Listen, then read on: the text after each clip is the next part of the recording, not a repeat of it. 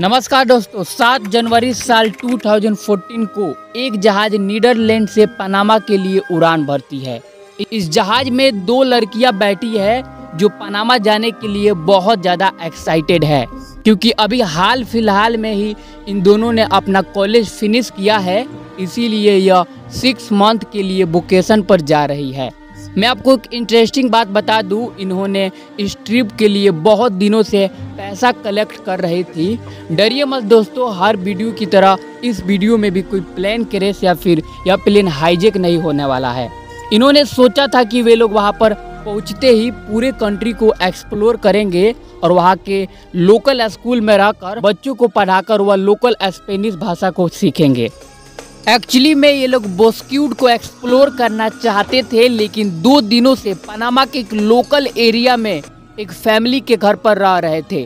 5 अप्रैल साल 2014 को क्रिस अपने फेसबुक पर एक पोस्ट करते हुए लिखती है, वह और उसकी फ्रेंड लिसेन कल सुबह 11 बजे पास के जंगल में अपने कुत्ते के साथ घूमने के लिए जाएंगी।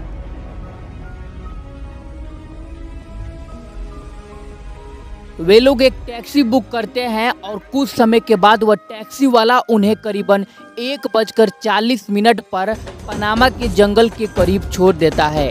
उसके बाद वह दोनों लड़कियां एक टूर गाइड से बातचीत करती है। वह उन्हें समझाता है कि यह जंगल बहुत डेंजरियस है। यह बात सुनने से पहले यह दोनों लड़कियां बहुत कॉन्फिडेंस और एक्साइटेड थी अपने इस ट्रिप को लेकर। उन दोनों ने टूर गाइड की बात इग्नोर कर दिया।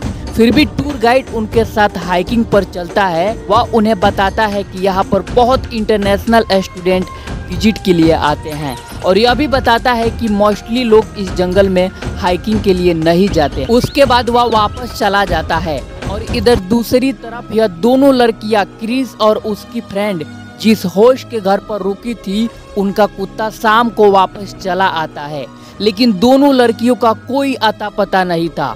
तो मरियम उसके बाद अपने नेबर के साथ मिलकर आसपास के एरिया में लड़कियों को सर्च करने की कोशिश करता है। जब उन दोनों का कोई पता नहीं चलता है तो मरियम सोचती है कि वे दोनों यंगस्टर है तो शायद हमारे साथ फन कर रही है। मैं भी कल मॉर्निंग तक वे लोग वापस आ जाएंगी। 2 अप्रैल को भी दोनों लड़कियां वापस नहीं आती है। इतना ज़्यादा लेट होने के बाद मरियम रेस्क्यू सर्विस और पुलिस के कंप्लेन कर देती है। फिर रेस्क्यू ऑफिसर और पुलिस मिलकर हेलीकॉप्टर की मदद से उन दोनों लड़कियों को ढूंढने की बहुत ज़्यादा कोशिश करते हैं और इधर दूसरी तरफ मरियम टूर गाइड के साथ मिलकर उस लोकल स्पेनिश स्कूल में पहुंच जाते हैं इन दोनों का पता लगाने के लिए। वहां पर मरियम को क्रिस और लिसेन के बारे में तो कुछ पता नहीं चलता है, लेकिन उनके पेरेंट्स का कांटेक्ट नंबर जरूर मिल जाता है। वे दोनों यह बात उन दोनों के फैमिली वाले को इन्फॉर्म कर देते हैं। 3 अप्रैल बीत गया। इसी तरह 4th, 5th और 6th अप्रैल भी। अभी तक कोई इंफॉर्मेशन नहीं मिली थी इस केस के रिगार्डिंग। जैसे ही यह खबर उनके परिवार वालों को मिलती है, वे लोग इमीडिएटली पनामा के लिए रवाना हो जाते हैं। इन दोनों लड़कियों को गायब हुए 10 दिन बीत गया।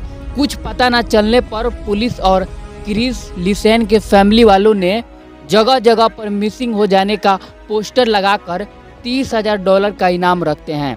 10 वीक तक इस ऑपरेशन को कंटिन्यू रखने के बाद एक भी ऐसा एविडेंस नहीं मिला था जिससे यह बताया जा सके कि दोनों लड़कियां जिंदा भी है या नहीं। उसके बाद उनकी फैमिली पूरी तरह से डिसअपॉइंट हो जाते हैं। उन्हें अब बिलीव होने लगा कि शायद जंगल में किसी बड़े जानवर या किसी सीरियल किलर ने दोनों को मार डाला है। बोकेट पुलिस स्टेशन में एक वुमेन किसी मिस्टीरियस बैकपैक मिलने का दावा करती है। पनामा के जंगल में एक नदी के पुलिस उस बैकपैक को देखकर इमीडिएटली समझ जाती है यह श्योर उन दोनों लड़कियों का है।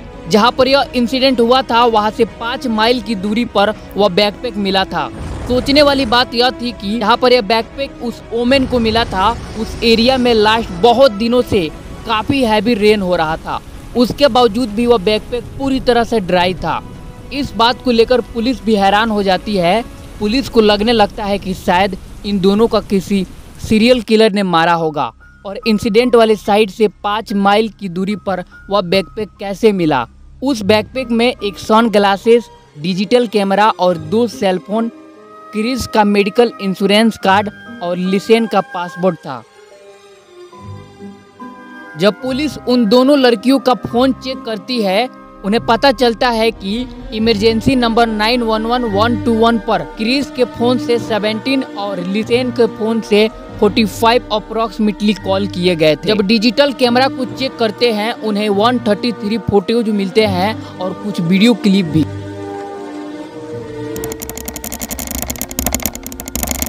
जब उन्होंने फोन कॉल को चेक किया तो लास्ट 11 अप्रैल तक फोन किया गया था। इसमें लिसेन के फोन पर 3 बार ऑन करेक्ट पासपोर्ट भी डाला गया था। मतलब यह क्लियर हो गया कि यह दोनों लड़कियां भयानक जंगल में 10 दिनों से सरवाइव कर रही थी। पुलिस और इन्वेस्टिगेटर टीम उस रिवर के पास पहुंचती है जहां पर यह बैकपैक मिला था। काफी समय तक वहां आसपास इंक्वायरी करी जाती है तो उन्हें एक जूता मिलता है जिसमें एक कटा हुआ पैर और 33 पीस ऑफ बोन्स मिलते हैं।